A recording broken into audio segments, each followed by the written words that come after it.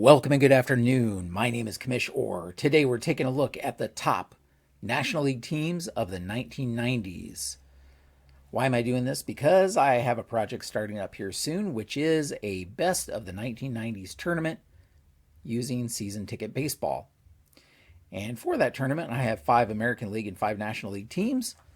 So I'm going to be counting down the top 5 National League teams of the 1990s. And this isn't something that I just picked out of thin air or came up with the list on my own. But several years ago, there was an ELO rating that was made that rated every team in Major League Baseball history. And the ELO rating takes into account strength of schedule, of course, wins and losses on a game-by-game basis, and so forth, to determine which teams were actually the best teams based on this rating and which teams were not. And just to give you an idea, the top overall team based on that list is the 1939 New York Yankees. They were the top team of all time baseball history. Now, this rating system went through, I believe, 2016 or 2017, so it doesn't have the more recent years in there or seasons in there. However, it does suit our purposes because it goes through the 1990s. So let's count down the top 5 teams in the National League of the 1990s, starting with number 5. Number 5 is the 291st best team of all time, and it is the 1999 Arizona Diamondbacks. So the Diamondbacks that year, it was the second year for Arizona existing. And just to give you or remind you of their position players at the time, Damian Miller was catching, Travis Lee at first base, Jay Bell at second, Matt Williams at third.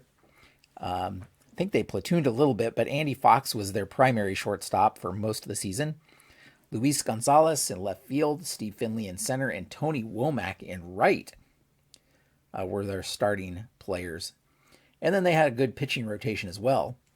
Randy Johnson, the big unit, Omar Dahl, Andy Benes, Armando Reynoso, and Todd Stottlemyre were their primary starting 5 pitchers. Matt Manti and Greg Olson both had a double-digit saves that year for them. Overall, a very good team. That team finished the season 162, first in the NL West. They did lose the division series to the Mets that year in 1999, but still a very good showing, 162 for a team in only its second season, I believe. Just a really good team. So, they're number 5. The 4th best team in the National League in the 1990s was the 1990 New York Mets. These two teams, of course, on the one at the beginning of the decade, one at the end of the decade. The New York Mets were the 266th best team of all time, according to those ratings. And just to give you an idea of that team, the Mets that year were 91 and 71. They were second in the NL East, actually. So that's interesting to note. Second in the NL East. But a great team nonetheless. A couple of notable things. Darryl Strawberry became the first player in Mets history to have 3 seasons with 100 or more RBI. And Frank Viola became the last pitcher to win at least 20 games in one season for the Mets in the 20th century. So that's interesting also. So their starting position players were Mackey Sasser catching, Dave Magadan at first base, Greg Jeffries at second, Kevin Elster at short, Howard Johnson at third, Kevin McReynolds in left, Darryl Boston in center, and Darryl Strawberry in right field. I mentioned Frank Viola already. Also, of course, in that starting rotation, you had Dwight Gooden and David Cohn, Sid Fernandez, Great starting four right there. And Julio, or not Julio, John Franco was the closer for them with 33 saves. So once again, another great team in the 1990s. This time the 1990 New York Mets. So, number 3, counting down. Third best team, 208th best team of all time according to the ratings. And it is the 1994 Montreal Expos. The 1994 Montreal Expos. The Expos, of course, that was a strike-shortened season, so there's a lot of what-ifs. There was no postseason that year, but the Expos finished that strike-shortened season in first place with a 74-40 record. Just amazing. And again, it's one of those seasons that a lot of people wonder what if. And if you're curious about some of the players that they had on the team, catching was Darren Fletcher, Cliff Floyd at first base, Mike Lansing at second, Sean Berry at third, Will Cordero at short, Marquise Grissom at center field, Moises Alou in left field, and Larry Walker in right were their main position players. Pitching, you had Ken Hill, you had Pedro Martinez, Jeff Fassero, and Kirk Reuter for their starting pitching. And then you had John Wetland saving things for him. He had 25 saves. Mel Rojas had 16 saves himself that year as well. Of course, we all wonder what would have happened if they would have had a full season, but it was not meant to be that year. So they're the third best. Now we go to the second best team of the 1990s, and that is a team that's 110th all time, and it is the 1998 Houston Astros. 1998 Houston Astros were 102-60 that year. They were first in the NL Central. They did lose the NL Division Series to the Padres. But despite that, considered one of the best teams.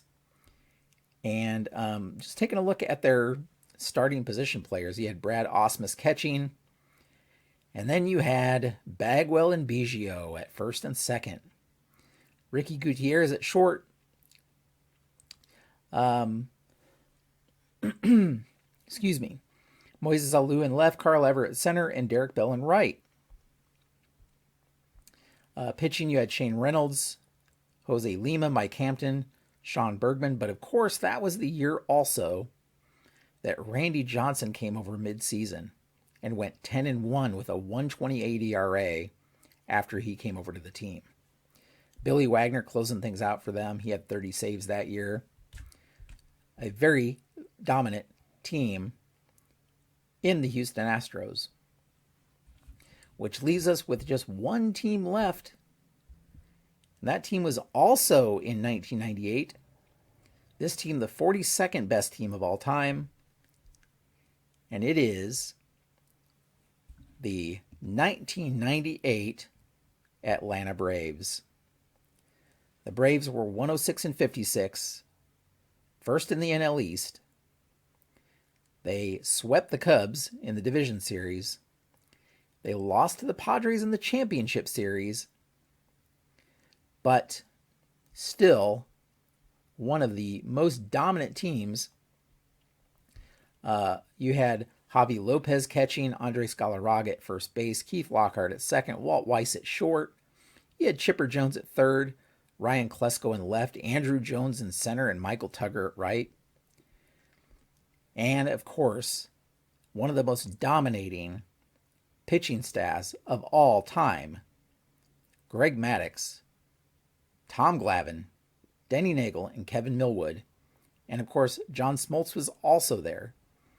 So, those five pitchers, again, the most probably, I don't know, it'd be hard to think of a better starting rotation than those pitchers. Kerry Lightenberg, of course, had 30 saves that year for them. but just an amazing team. And it'll be interesting to see how they perform in the tournament. So let's take a little look at that tournament. And here is a look at the tournament. You can see that there's a play-in series. These are all best of 5 series until we get to the League Championship Series round. And it's double elimination, double series elimination, except for this play-in. So there is a play-in series between the 99 Diamondbacks and the 90 Mets. The winner of that will go on to face the Braves, the 98 Braves, while the 98 Astros and 94 Expos, I got to fix that because there's numbers still in here, but I will fix that. These teams have not played yet. The 98 Astros and the 94 Expos will also be playing in there. And then once you get to this round, you'll have double elimination series. So the loser of these series will go down here into the losers bracket with a chance to come back up and face off in the championship series. If you haven't seen my other video, go check that one out for the best teams in the American League. And as always, you can head over to baseballmaelstrom.com to follow the action. There isn't a page yet for the Best of the 90s tournament. There is one for the other tournament I just finished called Best of the 30s tournament, which is the best teams of the 1930s.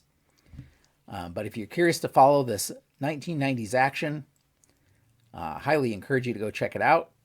Consider subscribing to this channel because, of course, we'll have updates here, video updates about what's going on in the league.